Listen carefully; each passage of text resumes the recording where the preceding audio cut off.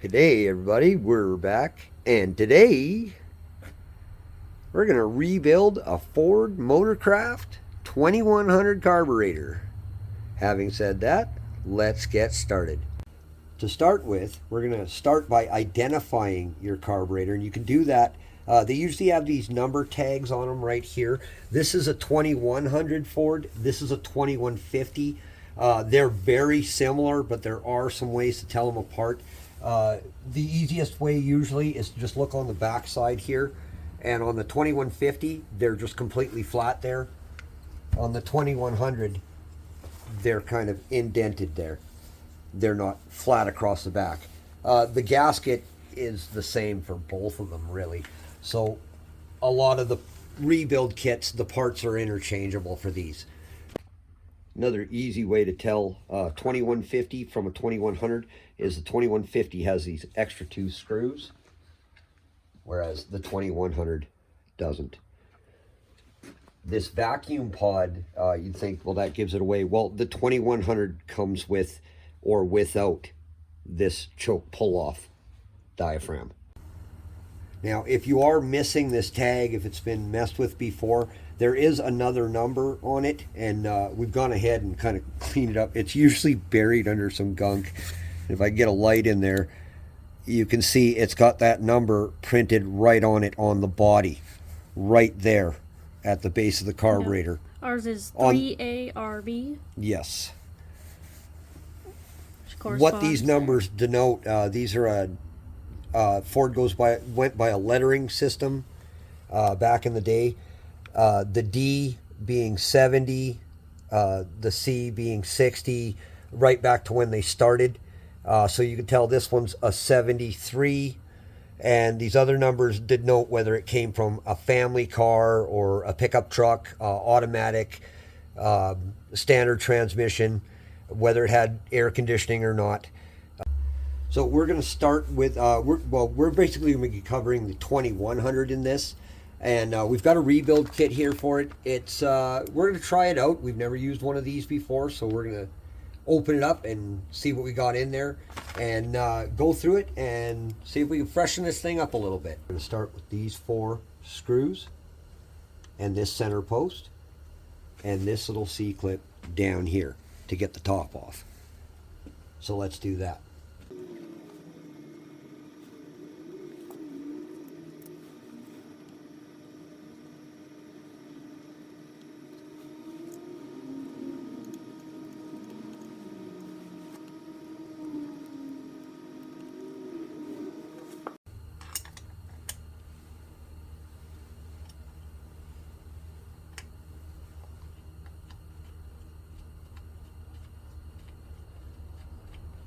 On these carburetors, this actually does hold the upper part of the body on, so you do need to remove it.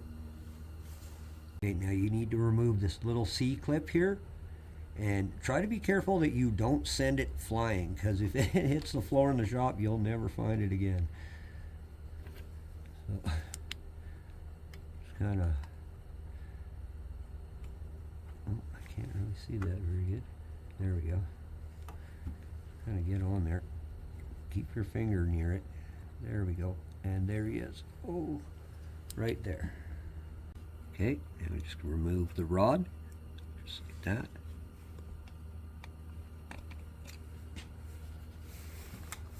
There you go. Now the upper gasket. We're going to hang on to these for a minute too, so we can match them up to the new ones, which I hope are in there. Yeah. Oof. We'll see. That is just nasty. Yeah, lots of goopy in the bottom there. That is just nasty. And that's why we're doing this too. So it's leaking out of the bottom. This is the accelerator pump. This is the power valve on the bottom, and they're both leaking. So we know the diaphragm shot in there. We've got a new one. I can see it through the bag there. So now we're going to remove and inspect the needle and float assembly.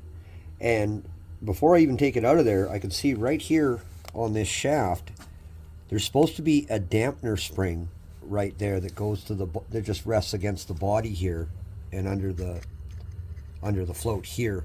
and I see that it's missing, and this looks like it's been replaced. For this era of car, this should be a brass float, and this one's got like a neoprene, like a plastic one. Now to remove the floats, we want to get on this spring here and pull towards the body of the carburetor like that, and just pop it up. Now you can remove the float, and there's the needle right there. And just, I find when you're doing carburetor, put down a mat or something. Like, there's a lot of small parts in here and a lot of like little detent balls and stuff, and you put them on a smooth surface, they're gonna roll off the counter and they're gonna be gone. So yeah, if you put them, if you have like a mat or something you can put down, or even a little tray you can put everything in, so nothing rolls away on you, it's a good idea. Now you can see there's the power valve there, and you can see this is just nasty. Like, that should not be that color.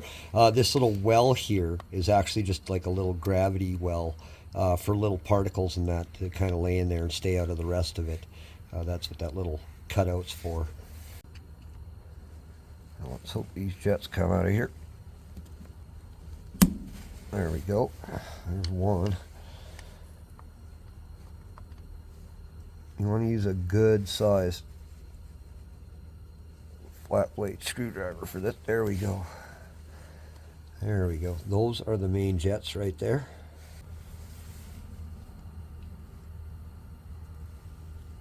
And yeah, that's just filthy. That's not going to be working right. No. Don't worry, we're going to clean all this stuff up.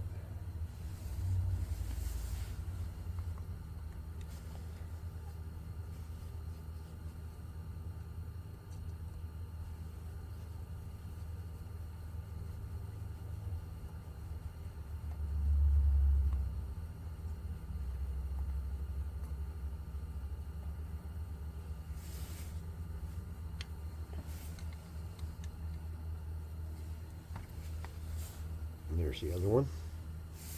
Let's see. We can see light through it. Oh, just barely. Yeah, Ooh. I don't know if you guys can see that. Hope I'm doing that.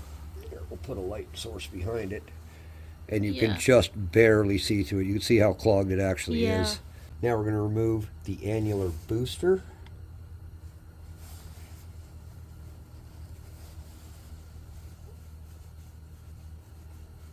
This fastener is ported, by the way, so yeah, you can see the holes now.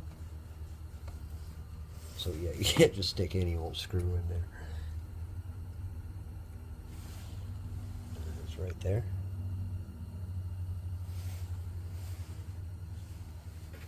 And once again, you can see how this mat works. It just, everything just stays where you put it. These might be a little sticky. Nope, that's coming up pretty good. Right there. And these are a really... Oh, I think we might have a plugged one right there. Ooh. These would be like your main circuit, and these will be like your idle circuit. Now we're going to remove this dowel. And this is basically just a weight. It holds like a detent ball down, and we're going to go get that next. So we're going to put him right over here. Oh, there he goes. Did I catch him? No, I did not.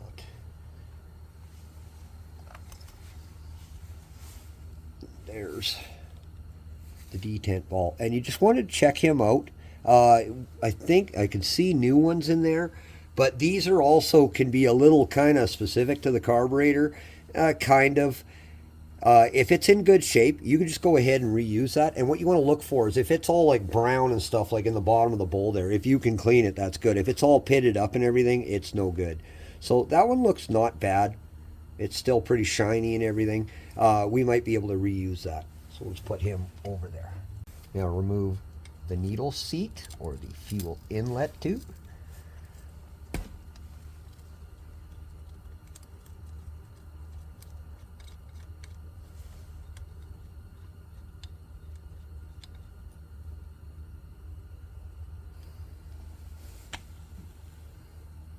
check the screen on the bottom there and see if you can reuse it, and if not, don't.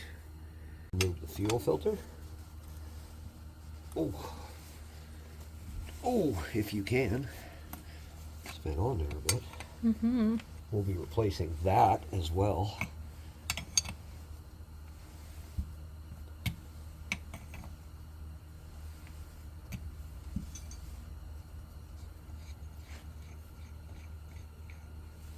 Now we're going to go ahead and take off the accelerator pump.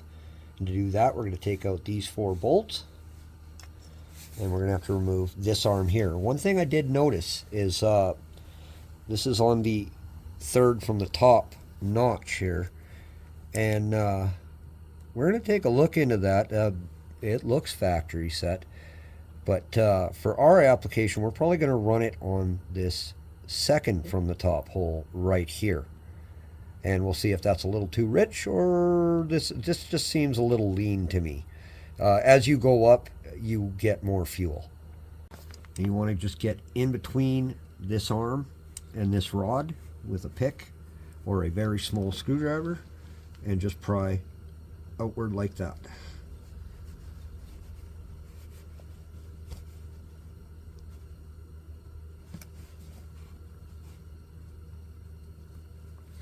And there you go.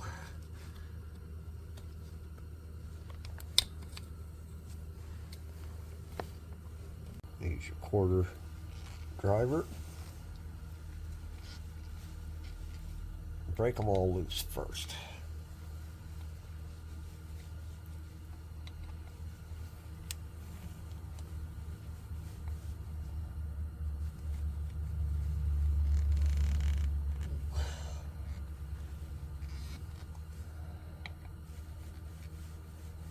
And if they're a little sticky, don't just force them. Work them in, work them out, work them in, work them out. Put a little oil on it if you have to.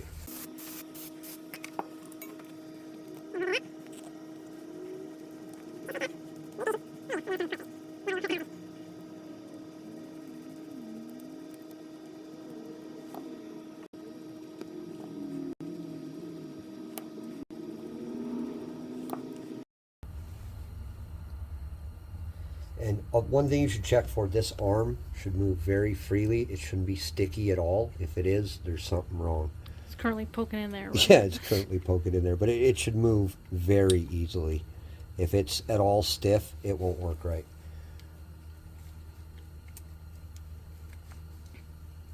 Oh. Sometimes you got to play a little rough. Now there is a spring behind here, so be careful when you break it loose. In fact, when you're taking the screws off, it's been freshly done. This one's all stuck. But yeah, when you take this off, be careful. There is a spring behind here, so just kind of... Okay, yep. There it comes. And there it is right there.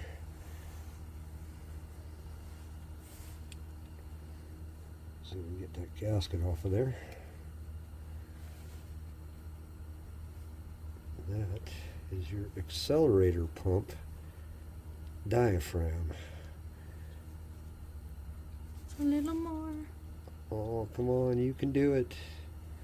There you go. Yeah, that could use some cleaning out. You can tell it was leaking. This is a weep hole, and when the diaphragm shot, fuel will leak out of here, and this one is doing that. So that tells us the diaphragm is shot before we even get in there. And what you want to look for, usually where they go, is right around here where you can see this one's been sitting and it's all dry there, and that's where they start to crack. Is right in there. See, they're the same size. Oh, that's good, because there is a small little bump in the middle and there's the larger one, and we have the larger one, and thank goodness this kit came with the right one. So that's awesome. Good news, because we can see it through the bag. High five that stuff. And we want to thank Flathead for the cool new decorations for the shop. We're going to put him right there. Very cool. Thank you. Now we're going to go ahead and take out the power valve.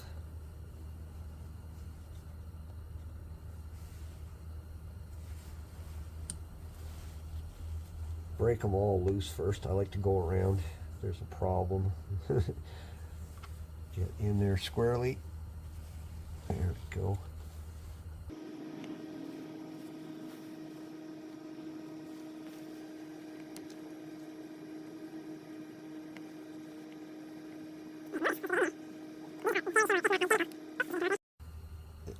Get underneath here, there's a little tab there, and if you have to pry on it, if it doesn't just come loose, and this one didn't, just get under there and give it a little, there you go, just like that. And you'll notice these are very similar, if not identical, to a Holley power valve, because they damn near are. I'll get on that, big old wrench. Break it loose, and it should just come out by hand.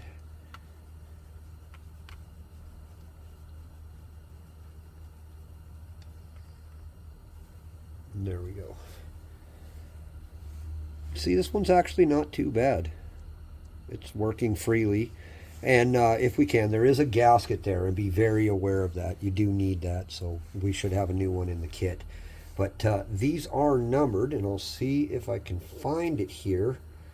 They can be numbered anywhere from on the side to, I've even seen them like stamped here, and a lot of times in here as well. And this one is, oh, what do we got there? Well, there's some kind of number. Usually these will have a number between like 6 to about 8, 9. What that means is how many inches of vacuum this power valve will open up at. So it's very important, depending on your application, to get the right one. A lot of time when they send them in a kit, and this one has one, and I don't know if I could see the number on it. We're going to open this up. Don't worry, we'll check it out.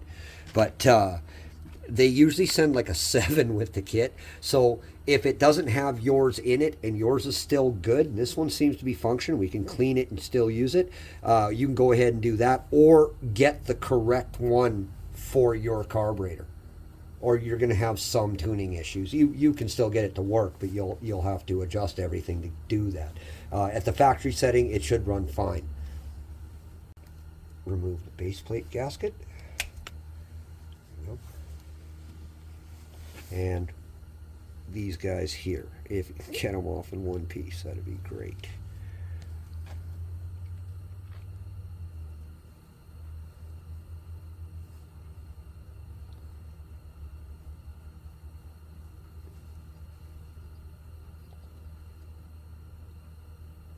Just be patient. Is that guy? This is that one I was telling you about in the middle. Oh, let's hold on. Dude. Let them started like that.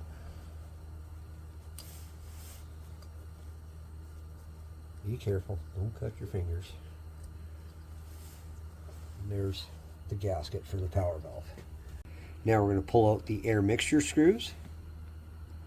And before we do this, what we're going to do is I want you to turn them, each one, all the way in just till they seat. Don't drive them home.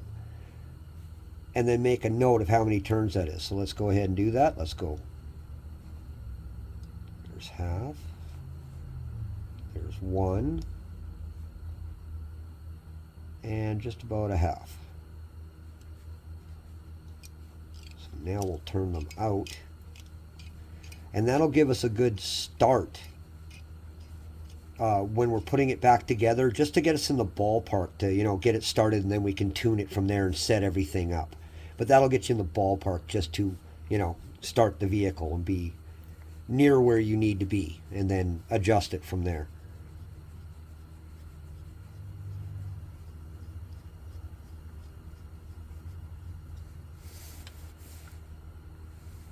There we go. And yeah, those are pretty grungy. You want to check for any damage. Same thing on the needle. Just run your fingernail on it. These ones aren't bad. They're just actually dirty. But if you feel a ridge there or anything, they're no good. You need to replace them. So once again, oh, this one seems to be stuck.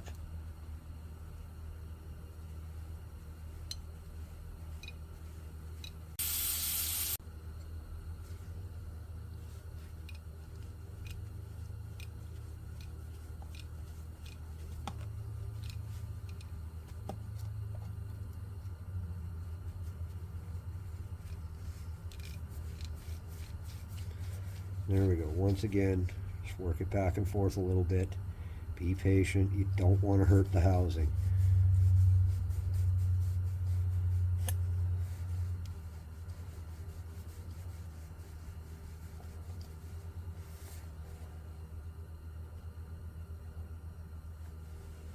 Hope we have a new one of those too. This one seems a little wonky. Hmm. Yeah, this one's bent. Oh my. Yeah. We're going to pop out this little diaphragm here.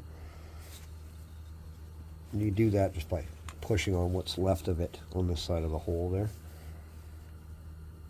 Just grabbing it and popping it out of there. Now we're going to remove this plate.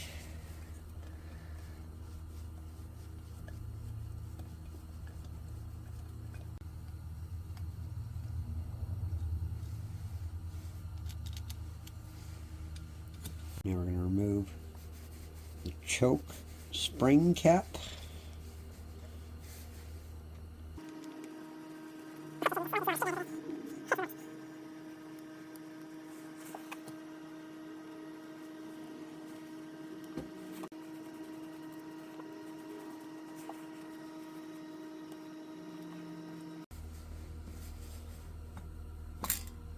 There we go. Now we're going to move the AC or the anti-dieseling solenoid.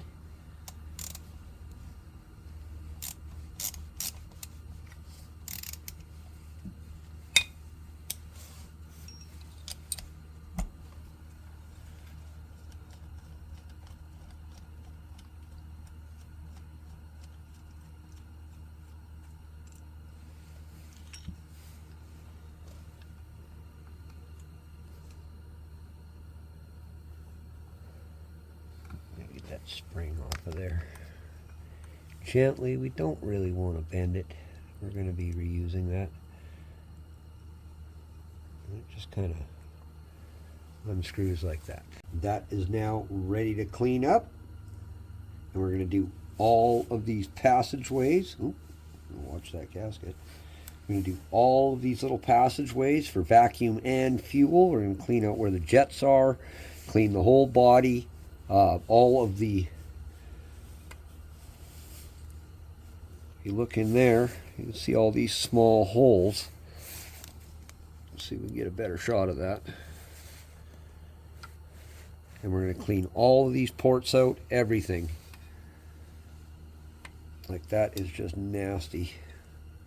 Now we're going to remove the choke vacuum pull-off. You want to make sure that's moving freely too while you're in there, and this one is, and that's good. But we've got a new one anyway, so we're going to replace that too.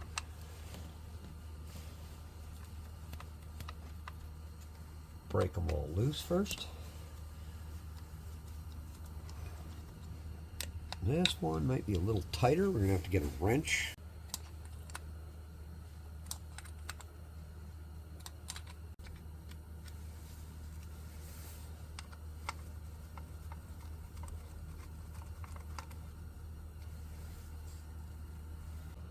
That's a tight little spot there. Okay, and once again, guys, there's a spring behind there, so just kind of hang on to it. And as you rotate this, it'll line up with a hole there. And that comes out, see how it's got a little tab on it? And there's a slot in there. When you turn it to the right position, it'll just slide right out. And there's the spring. And there's the diaphragm. This one seems to be okay. Remove this gasket, and a lot of kits don't come with these, so you want to hang on to it and try not to harm it if you can. I don't know if we have a new one. I doubt it. I don't think it's in there. Yeah, no. They like never are. These are like hen's teeth, so hang on to it, okay? And we're going to put that in the parts cleaner.